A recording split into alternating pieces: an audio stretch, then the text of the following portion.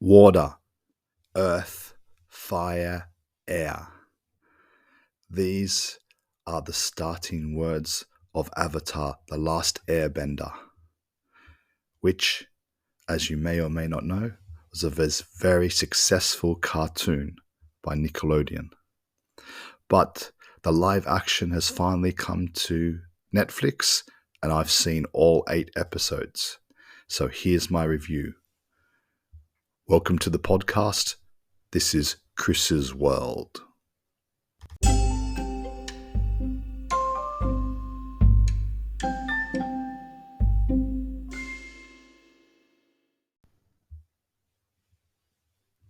Avatar: The Last Airbender is a live-action remake of the Nickelodeon cartoon.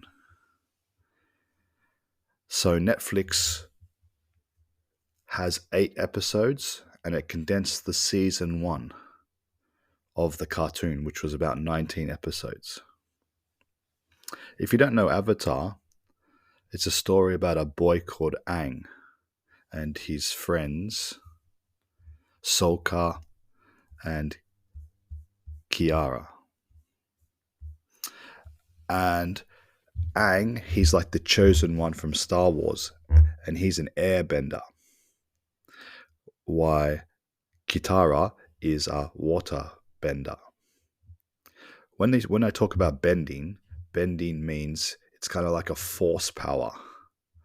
So there's water, fire, earth, and air.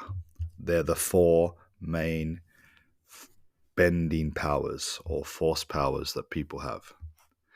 And Aang is very much like Anakin in Star Wars, where he's the chosen one, and he can use the 4 bending powers to help mankind.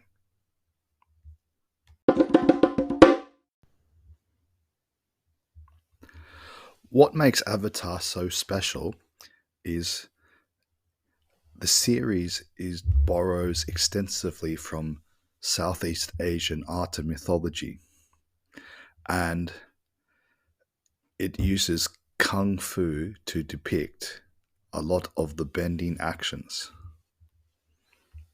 So it's actually rooted in real life themes.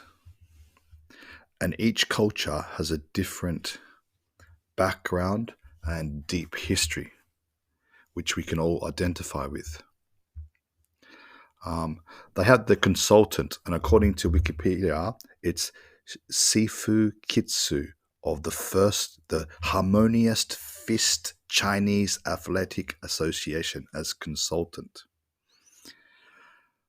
So it actually looks pretty good on screen.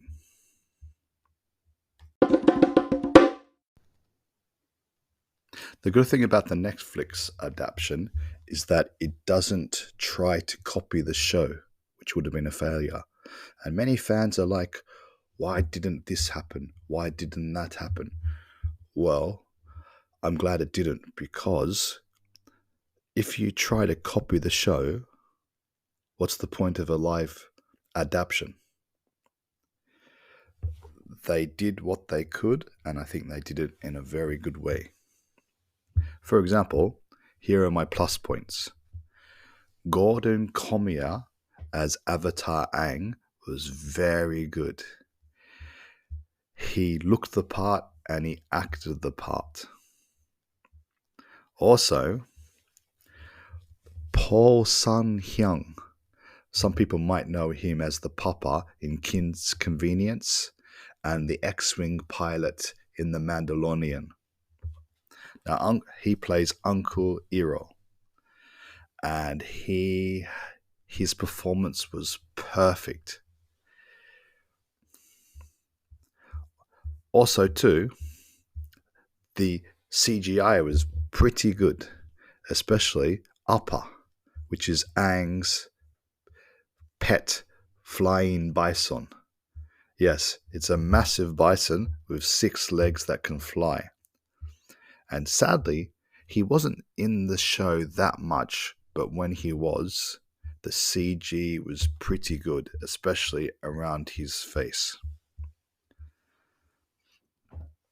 So I would say there's only really two negatives I could say about the Netflix series. One being it doesn't have the title sequence from the anime, or the cartoon, I should say. And I know I said before that it can't be a direct copy, but I think they should have done the intro sequence when it goes, water, fire, air, earth. I think the Netflix opening sequence is a bit kind of wishy-washy. And the other one was, I don't think 8 episodes was enough to show how Aang and his friends' relationship develops. Yeah, you don't get the feeling like in the animated show of them developing a long friendship together.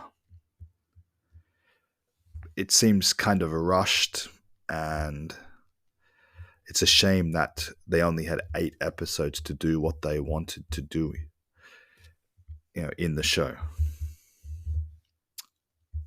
But for anyone that's on the fence or anyone that doesn't know Avatar, I highly recommend watching it. Hell, even my own daughter was like, "Nah, Dad, I'm not going to watch it." She was glued to the screen. So, according to Rotten Tomatoes, about 59% approval rating among critics. And that's about 3-4 days ago. But from the fans, it's actually a little bit higher. It's at 79%. Some fans saying, like I did, it's a live adaptation. They did it very well. Other fans are saying, it's not a copy. They forgot this, they forgot that. So it's a bit sad these days that people are often divided. But at least this is not a Last Jedi. So, in ending this podcast, I would give it a 7 out of 10, and I highly recommend it. Thank you for listening. This is Chris's World.